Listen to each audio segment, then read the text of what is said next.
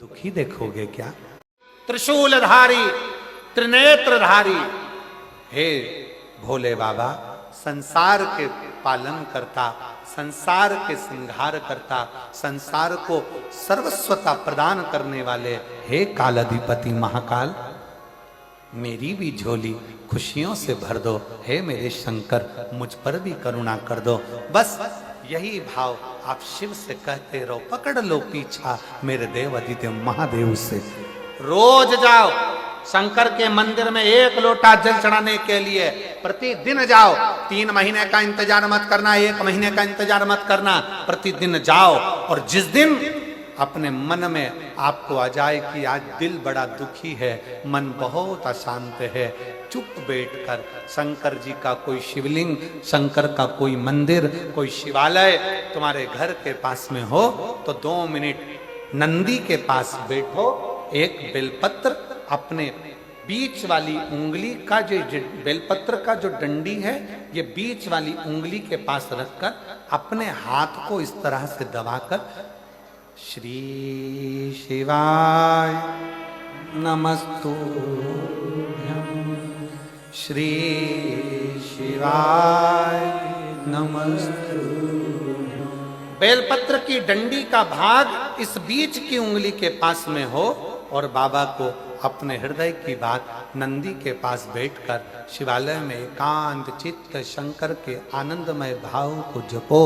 और जप कर कामना कर कर फिर उसी बेलपत्र को इस उंगली को छोड़कर ये मध्य उंगलियों का स्मरण कर कर शंकर के शिवलिंग पर समर्पित कर दो।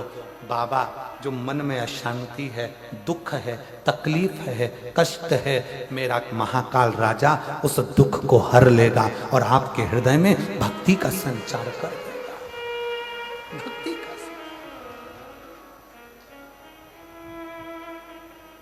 हृदय में भक्ति का संचार क्या है? श्री शिवाय नमस्तुभ्यं में शिव महापुराण की विद्येश्वर संहिता का अध्ययन करिए।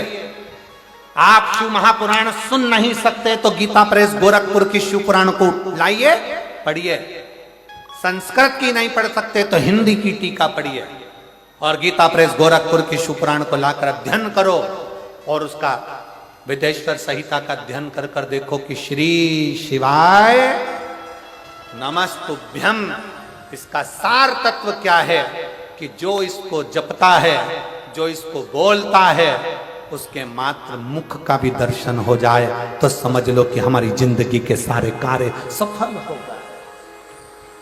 सारे कार्य अपने घर के दरवाजे पर लिख दो, श्री शिवाय नमस्तुभ्यं। कोई स्टिकर मिल जाए तो दरवाजे पर चिपका दो, श्री शिवाय नमस्तुभ्यं। अपने घर के दरवाजे पर जब श्री शिवाय नमस्तुभ्यं दरवाजे पर लिखा होगा, कोई आ रहा होगा बुरी खबर सुनाने के लिए भी, अगर वो दरवाजे पर पढ़ लेगा, आप दरवाजा खोलोगे तो उसके मुंह का दर्शन होगा तो बुरा काम भी अच्छा हो जाएगा और कार्य सफल हो जाएगा। लिखो।